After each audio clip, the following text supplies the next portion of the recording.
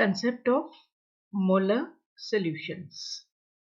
And this is my topic today, and mostly chemical and biochemical reactions happen in solutions, and so it is important to understand how the amount of substance is expressed when it is present in solution.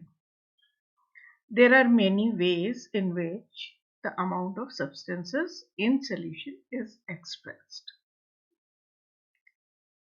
Chemical reactions liquid phase में होते हैं ज़्यादातर, और उसमें जो salute और solvent का जो मिक्सचर है, उसमें जो भी सल्यूट की स्ट्रेंथ है, उसको एक्सप्रेस करने के कई तरीके हैं. उनमें से एक है मोलर कंसंट्रेशन और molarity. It is denoted by capital M. It is also defined as number of moles of solute present in 1 liter of solution. Molar concentration, number of moles of solute per liter of solution. तो ये इसकी definition है molar concentration और molarity की. And molar solution is, और 1 molar solution is 1 mole of solute contained in 1 liter of solution. In other words, a molar solution is simply a substance with a molarity of 1. तो 1 mole solute किसी solution में present है, तो वो solution 1 molar है, and molarity is 1. Molar concentration of solute is sometimes abbreviated by putting square brackets around the chemical formula of the substance. Like अगर हमें कहना है कि हम कहीं पे NaCl के मोल्स दिखा रहे हैं, मोलर कंसंट्रेशन दिखा रहे हैं, तो हम उसको उसका केमिकल फॉर्मूला लिख के स्क्वायर ब्रैकेट्स में भी रख सकते हैं. ये फिजिकल केमिस्ट्री जब हम पढ़ते हैं तो लाइक पीएच स्पेशली पढ़ते हैं, तो उस समय आपको दिखता है कि बहुत सी चीज़ें उनकी मोलर कंसंट्रेशन से रिलेटेड होती है जब पीएच वगैरह का फॉर्मूला निकालते हैं. और वहाँ पे हर जगह हेंडरसन एंड हेसलबर्ग इक्वेशन, वहाँ पे मोलर कंसंट्रेशंस शो करने के लिए स्क्वायर ब्रैकेट्स दिखाए जाते हैं. सो मोलर कंसंट्रेशन क्या हुई ये तो हमने देख ली, बट यहाँ पे है मोल ऑफ सोल्यूट. तो what is mole? A mole is defined as 6.022 into 10 to the power 23 particles or elementary entities or units. ये नंबर है, count of particles of any substance. तो मोल जो अभी बोला हमने कि 1 मोल किसी सॉल्यूशन में प्रेजेंट है, तो मतलब उस सोल्यूट के इतने पार्टिकल्स उस सॉल्यूशन में प्रेजेंट है. Therefore, if a substance is a molar solution, that means solvent contains 6.022 into 10 to the power 23 molecules of solute. This figure comes from Avogadro's constant, and this name came after the name of Italian scientist Lorenzo Romano Amedeo Carlo Avogadro, who in 1811 gave Avogadro's law. तो scientist का नाम याद रखना ज़रूरी है. उनके contributions हमारे लिए बहुत इम्पोर्टेंट है. That is why I try to tell the names of scientist who given some concept, और जिनकी वजह से फिर कुछ साइंस आगे बढ़ती है वहाँ से. तो उनका नाम विद ऑल ड्यू रिस्पेक्ट मैं हर बार कोशिश करूँगी कि आप लोगों को बताऊँ अगर कहीं पे ऐसा ज़रूरी लगा तो. Now, the number of grams of 1 mole of a substance is roughly equal to its weight. अब 1 मोल जो है वो नंबर है और इतने पार्टिकल्स का जो वेट है वो ऐसा देखा गया कि वो लगभग एटॉमिक वेट के इक्विवेलेंट होता है। कोई भी सब्सटेंस है उसके एटॉमिक वेट के इक्विवेलेंट इतने पार्टिकल्स का वेट आता है। For example, 1 mole of water corresponds to its atomic weight, which is 18 grams. 6.022 into 10 to the power 23 carbon atoms weigh 12 grams. तो कार्बन एटम है, हमें पता है, हम इसका एटॉमिक वेट हम बोलते हैं कि 12 है, तो उसमें इतने पार्टिकल्स, इतने एलिमेंट्री यूनिट्स हैं कार्बन की, और उसको हम उसका एटॉमिक वेट भी कहते हैं, और that corresponds to 1 mole of carbon. Now solution भी एक बार रिवाइज कर लेते हैं। अभी हमने सॉल्यूशन कहा था कि सॉल्यूशन में सॉल्यूट है, तो सॉल्यूशन क्या है, वो सॉल्यूट एंड सॉल्वेंट का एक मिक्सचर है, जिसमें उसकी क्या खासियत है further, solute is evenly mixed or homogeneously dispersed in the entire volume। मतलब solute एक बार डिसॉल्व हो जाता है सॉल्वेंट में तो वो पूरे एंटायर वॉल्यूम में, पूरा अगर हम टॉप टू बॉटम कहें तो पूरे एंटायर वॉल्यूम में हर पार्ट में solute सिमिलर अमाउंट में डिस्पर्स्ड है और डिसॉल्व्ड है। On adding the volume of solute to volume of solvent, we mostly end up with a volume, total volume that is different from desired volume of the solution। अब हम कह रहे हैं 1 litre हमें solution बनाना है और उसमें हम 5 ml, 10 ml या 100 ml solute का अलग से बना के डाल रहे हैं। फिर solvent को अगर हम पूरा 1 लीटर बना देते तो जो टोटल वॉल्यूम है ऐसा हो सकता है कि वो 1 लीटर से ज्यादा हो जाए। तो इस केस में फिर सॉल्यूट सॉल्वेंट में डिसॉल्व तो हो जाएगा, मिक्स तो हो जाएगा, लेकिन उसका कंसंट्रेशन बदल जाएगा। जो कि 1 लीटर में होना चाहिए वो अब 1 लीटर से ज्यादा वॉल्यूम में है, इसलिए पर यूनिट वॉल्यूम सॉल्यूट कम हो जाएगा, तो हम इससे उसकी स्ट्रेंथ नहीं बता सकेंगे। नाउ रीजन क्या है ऐसा होने का? Volume of mixture depends on the intermolecular forces between the molecules in the mixture. Mixture अभी कैसा था? Homogeneously dispersed in entire volume. और किस किस का था? सोल्यूट और सॉल्वेंट का।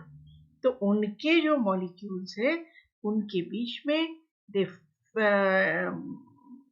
they feel intermolecular forces, they experience intermolecular forces। तो लिक्विड सॉल्यूशन में एज कंपेयर टू गैसेस ये मॉलिक्यूल्स काफी एक दूसरे के पास होते हैं और वो इन फोर्सेस को बहुत स्ट्रांगली एक्सपीरियंस करते हैं। Intermolecular forces between solvent molecules, और फिर अब चूंकि सॉल्वेंट मॉलिक्यूल है और सोल्यूट है तो सोल्यूट अपने आप में जो एक दूसरे पे फोर्स एक्सर्ट कर रहे हैं वो कुछ होगा, सॉल्वेंट मॉलिक्यूल्स आपस में एक दूसरे को जो भी फोर्स लगा रहे हैं या एक्सपीरियंस कर रहे हैं वो कुछ है, प्लस जब ये दोनों आपस में मिक्स हो गए तो उनका आपस का भी उनके मॉलिक्यूल्स का आपस में भी कुछ इंटरेक्शन होगा, इंटरमॉलिक्यूलर फोर्सेस उनके बीच में भी होंगे। तो जो वॉल्यूम होगा वो कितना ये एक दूसरे को अट्रैक्ट कर रहे, कितना एक दूसरे को रिपेल कर रहे, वो सारे का 3 तरह के फोर्सेस का नेट जो भी रिजल्ट आएगा अकॉर्डिंगली टोटल वॉल्यूम होगा। Depending on the nature of these interactions, the volume of solution can be more or less than the volume of solvent plus volume of solute। Volume of solvent हमने अलग से देखा और volume of solute अलग से देखा, फिर भी इन दोनों के मिक्सचर का जो नेट होगा, जो टोटल वॉल्यूम होगा, वो इन दोनों के अलग अलग को अगर हम सिंपली प्लस कर दें तो उससे फर्क हो सकता है। इसलिए अगर सोल्यूशन हम कह रहे हैं 1 लीटर है तो 1 लीटर को मेजर करके बनाना पड़ेगा, ना कि सोल्यूट और सॉल्वेंट को रफली मिला के हम सोच लें कि ये 1 लीटर है। जैसा कि मैंने बोला सोल्यूट 100 ml है और सोल्यूट सॉल्वेंट हमने 1 लीटर ले लिया और दोनों को मिला दिया तो वो डेफिनेटली टोटल वॉल्यूम उसका 1 लीटर से ज़्यादा होगा। तो इस बात का हमें मोलारिटी के केस में स्पेशली ख्याल रखना होता है। नाउ मोलारिटी के लिए क्या फॉर्मूला यूज करते हैं? सबसे पहले उनके क्या यहाँ पे हमने एब्रिविएशंस यूज किए। Capital L is for litres, capital M is for molarity, N2 is moles of solute, which is equivalent to molecular or atomic weight of solute divided by its molecular weight. Then N1 is moles of solvent, W2 is weight of solute and molecular weight of solute. तो क्या formula है molarity का? अभी हमने definition में क्या देखा था? नंबर ऑफ मोल पर लीटर ऑफ वॉल्यूम, तो N2 डिवाइडेड बाय L, और N2 को यहाँ पे देखा हमने कि कितना वेट हमने सोल्यूट का लिया है और उसका कितना मॉलिक्यूलर वेट है। अगर हम उसको मॉलिक्यूलर वेट से डिवाइड कर देंगे तो नंबर ऑफ मोल्स हमें मिल जाएंगे। So this formula is extended in this form, W2 divided by M2 multiplied by 1 upon volume. Now units of molarity. अब कोई भी कंसंट्रेशन बताएंगे तो हमें उसकी यूनिट डिफाइन करनी पड़ेगी, पता होना चाहिए। सो यहाँ पे मोल्स है तो नंबर ऑफ मोल्स या moles per litre is the unit of molarity, but sometimes volume is expressed in ml, so it should be changed into liters क्योंकि डेफिनेशन के हिसाब से number of moles per litre है। अगर ml है उसको litre में चेंज करेंगे तो जितना 100 ml है तो 100 ml इंटू 10⁻³ होगा, क्योंकि ml छोटा है और लीटर बड़ा है। तो इधर से हम छोटे से बड़े की ओर जाएंगे तो हमें माइनस की ये पावर लगा के उसको कन्वर्ट करना पड़ेगा, या इन अदर वर्ड्स हमें डेसिमल लगाना पड़ेगा। नाउ अगर लीटर को हम मिलीलीटर्स में कन्वर्ट करेंगे जो कि इससे छोटा है तो यहाँ पे 0 लगा के वो वैल्यू बढ़ जाएगी। नाउ मिलीलीटर्स को हम सेंटीमीटर क्यूब भी कहते हैं और डेसीलीटर को अगर लीटर के टर्म्स में बोल रहे हैं लीटर को, यानी कि लीटर को हम डेसीलीटर क्यूब और cm क्यूब भी कह सकते हैं। Now molarity number of moles, अब ml के टर्म्स में बता रहे हैं तो ml है यहाँ पे, तो यहाँ पे अभी देखा कि कन्वर्जन इस तरह से हो रहा है तो ये 10⁻³ लग गया, ml को लीटर में कन्वर्ट किया। अब 10⁻³ को सॉल्व करने के लिए अगर हम ऊपर ले जाएंगे तो इस तरह से, तो ये 1000 में कन्वर्ट हो गया। दूसरा फॉर्मूला जो और एक्सपेंडेड है, यहाँ पे हमें सोल्यूट का के मोल्स निकालने हैं, तो W2 divided by molecular weight of solute divided by volume of solution. This is solution, not solvent. Solution में multiplied by -10⁻³ और ये अगर ऊपर चला जाएगा तो ये फाइनल फॉर्मूला हो जाएगा और सोल्यूशन की मोलारिटी पता चल जाएगी। नाउ इसे बनाते कैसे हैं? इसके लिए बीकर ले ले और सोल्यूट ले लिया हमने पहली बात, तो जितना भी चाहिए, चाहे ये लिक्विड हो या सॉलिड भी हो सकता है। Now step 2, gradually add solvent till it reaches 1 litre, क्योंकि अभी भी बताया था कि 1 लीटर का मतलब वहाँ पे टोटल 1 लीटर है, ना कि अकेला सॉल्वेंट 1 लीटर, और ये धीरे धीरे ग्रेजुअली डिसॉल्व हो जाएगा। फिर हमें देखना पड़ेगा कि ये 1 लीटर हुआ या इसकी वजह से कुछ वॉल्यूम ऐड हुआ। अगर ये लिक्विड है तो ये टोटल लिक्विड अल्टीमेटली हो रहा है, तो अगर ट्रांसपेरेंट सोल्यूशन है तो हम उसका लोअर मेनिस्कस देखते हैं। मेनिस्कस जो ये यहाँ पे जहाँ पे भी वाटर और ग्लास और एयर है, जहाँ पे एंड हो रहा है यहाँ पे, वॉल्यूम का, तो यहाँ पे ये थोड़ा कर्वेचर आ जाता है लिक्विड में। तो चूंकि क्लियर लिक्विड है, ट्रांसपेरेंट लिक्विड है, तो हम यहाँ पे ये जो ये नीचे वाली लाइन है उसको मेनिस्कस कहते हैं, और लोअर मेनिस्कस से हम वॉल्यूम मेजर करते हैं। ऑन कंट्रेरी, अगर वो कलर्ड लिक्विड है जिसमें कि हमें लोअर मेनिस्कस दिख ही नहीं रहा है, होगा यहाँ पे भी, तो हम अपर मेनिस्कस से उसका वॉल्यूम मेकअप करते हैं। और दूसरी और जो खास बातें होती हैं कि बीकर्स जो मिलते हैं हमें, वो बहुत अच्छे ग्रेजुएटेड नहीं होते, मतलब ये कि 1 लीटर का है तो ज़रूरी नहीं है कि 1 लीटर हो, उससे कम ज़्यादा हो सकता है। तो अच्छे से ग्रेजुएटेड ये 2 खास तौर से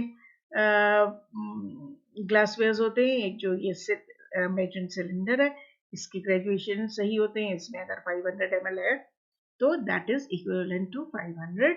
तो या तो आप जब सॉल्वेंट ले रहे हैं तो इसमें से लीजिए, या ये वॉल्यूमेट्रिक फ्लास्क है, इसमें जो ग्रेजुएशन है अगर ये 100 ml का है तो यहाँ तक वॉल्यूम आते आते 100 ml होगा, तो सॉलिड आप यहाँ पे ले लीजिए या लिक्विड यहाँ पे ले लीजिए, सोल्यूट और सॉल्वेंट को डालिए, और जब तक वो यहाँ आए तब जाके वो टोटल वॉल्यूम, अगर 1 लीटर है तो 1 लीटर, 100 ml है तो 100 एंड सो ऑन, वो डिफरेंट ग्रेजुएशंस के, डिफरेंट साइजेस के ये आपको वेसल्स मिल जाते हैं। उनसे आपका ये परफेक्ट सोल्यूशन बनता है, और परफेक्ट मोलारिटी आप कह सकते हैं कि इसकी जो भी मोलारिटी आपने बनाई वो इसमें है। और फिर आप यूज़ के लिए आप भले ही उसको बीकर में निकाल लें, लेकिन जब आप स्टॉक बना रहे हैं, स्टैंडर्ड बना रहे हैं, तो कायदे से इसमें से आपको इस मार्क तक उस टोटल वॉल्यूम को बनाना चाहिए। और मेजरमेंट के लिए, एक्यूरेट मेजरमेंट के लिए सिलेंडर, मेजरिंग सिलेंडर यूज करना पड़ता है। So this is how we make any solution with a particular strength or concentration of solute in it. Now, if हम 2 molar HCl बनाना चाहते हैं तो 2 moles हमको 1 लीटर में लेने पड़ेंगे। तो 2 moles will be in 1 liter. That will make 2 molar HCl. तो 2 मोलर में यहाँ पे हमने फिर आपको बीकर में दिखाया है कि total volume must be 1 litre. यहाँ पे सोल्यूट यानी HCl प्लस उसको डाइल्यूट किया है डिस्टिल वाटर से, तो वो अपना वॉल्यूम ऑक्यूपाई कर रहा है, प्लस सॉल्वेंट यानी DW, और फिर ये इवनली डिस्ट्रीब्यूट हो जाएगा। यहाँ पे ये लिखा है कि मे और may not change the volume of the solute, और ये मिक्सचर है जो कि सोल्यूशन बना रहा है। Now, if 2 moles are present in 4 liters of distilled water, then what is the molarity? यहाँ पे 1 लीटर था, इसका 4 टाइम्स हमने वॉल्यूम बढ़ा दिया, लेकिन ये मोल्स हमने उतने ही कांस्टेंट रखे और एक होमोजीनियस मिक्सचर सोल्यूट और सॉल्वेंट का बना है। होमोजीनियस का मतलब इसके हर पार्ट में वो कांस्टेंट कंसंट्रेशन में है। तो इसका मतलब कि इसको अगर 1 लीटर्स की जोन्स में हम डिवाइड करके देखें तो हर पार्ट में स्ट्रेंथ बराबर है, विच इज अगर इन चारों को जोड़ें तो दैट विल बी 2 मोल्स। तो हर पार्ट में 0.5 मोल स्ट्रेंथ होगी, और इसलिए ये जो इसकी मोलारिटी है दैट विल बी 0.5 मोलर। तो ये एक रफ एस्टिमेट है जो कि जिसके लिए कोई कैलकुलेशन नहीं लगता। आप सिंपली इसको इमेजिन भी कर सकते हैं कि जो भी मोल्स हैं वो 1 लीटर में डिस्ट्रीब्यूटेड है या कितने लीटर्स में डिस्ट्रीब्यूटेड है, उससे आप सिंपल मोलारिटी निकाल सकते हैं। अब मोलारिटी जानने के लिए और क्या ज़रूरी है? For example 1 molar solution of H2SO4 बनाना है तो हमें मोल्स अगर निकालने पड़ जाए तो हमारे पास मॉलिक्यूलर वेट होना चाहिए। तो इसलिए हमें एटॉमिक वेट हर चीज़ का पता होना चाहिए। H2SO तो O का 16 है, S का 32 है और H का 1 है, सबको पता है। और इसके जितने भी एटम्स यूज हुए हैं इस फॉर्मूले में उनको ऐड अप करके हम मॉलिक्यूलर वेट पता कर लेते हैं। तो इतने ग्राम्स, क्योंकि इतने grams are equivalent to 1 mole which is equivalent to 6.02 into 10 to the power 23 Avogadro's number, या वो उतने पार्टिकल्स का वेट इतना है जो कि 1 मोल के इक्विवेलेंट माना जाता है। तो उसका 100% H2SO4 लेना पड़ेगा और उसको 1 लीटर में डिसॉल्व करके 1 मोलर सोल्यूशन बन जाएगा। अब H2SO4 ज़्यादातर हमें लिक्विड ही मिलता है, तो उसके कैलकुलेशंस हम अलग से देखेंगे। 1 मोल सोल्यूशन ऑफ NaOH, ये सॉलिड हमें अवेलेबल है। अगेन इसका मॉलिक्यूलर वेट हम ऐसे ही निकालेंगे एटॉमिक वेट्स को एड अप करके। This is 40 and 40 grams of 100% NaOH in 1 liter will make 1 molar solution. Now again अभी यहाँ पे कोई खास कैलकुलेशन नहीं है, हम आपको सिंपल रिलेशनशिप्स दिखा रहे हैं जिससे कि आप मोलारिटी पता कर सकते हैं। ये NaCl का एग्जांपल है, 58.44 ग्राम है इसका मॉलिक्यूलर वेट। तो 1 मोलर बनाना है तो 1000 ml या 1 लीटर में डिसॉल्व करना पड़ेगा कितना, फिर उसका 1 मॉलिक्यूलर वेट। नाउ अगर हम कम वॉल्यूम में कर रहे हैं तो क्या होगा, फिर भी हमें इतना ही मोलर बनाना है तो हम कम अमाउंट में सब NaCl डालेंगे, और कम वॉल्यूम में उतना ही स्ट्रेंथ रखनी है तो वो सब्सटेंस और कम हो जाएगा, मतलब NaCl का मॉलिक्यूलर वेट जितना भी है उसका बहुत कम हिस्सा बनाएंगे, डालेंगे सॉल्वेंट में या डिस्टिल्ड वाटर में, then it will become 1 molar. Now और डिफरेंट तरीकों से भी इन्हें मॉडिफाई कर सकते हैं। 1 मोलर 1 लीटर 58.44 ये है। अब हमें 0.1 मोलर चाहिए 1 ही लीटर में, तो भी हमारा सब्सटेंस कम होना चाहिए, तो NaCl घट गया, और कम चाहिए तो उतने टाइम से ये और घट गया। फाइनली तो 0.1 है, 0.1 का 100 ml है तो इतने ग्राम है, 0.01 मोलर का इतना है इतने ग्राम है, 0.01 मोलर का 10 ml है, तो फिर और कम क्वांटिटी का NaCl हमें रिक्वायर्ड रहता है। सो आप देख सकते हैं कि इतने कैलकुलेशंस या इन बातों को कैलकुलेट करने के लिए हमें किसी फॉर्मूले में एंटर होने की ज़रूरत नहीं है, जबकि खाली वॉल्यूम या मोलैरिटी वेरी कर रही है। बस what we need to know कि उसका मॉलिक्यूलर वेट कितना है। So this is all for first part of molarity. Then I will be taking up the solved examples of molarity in the next part. Thank you.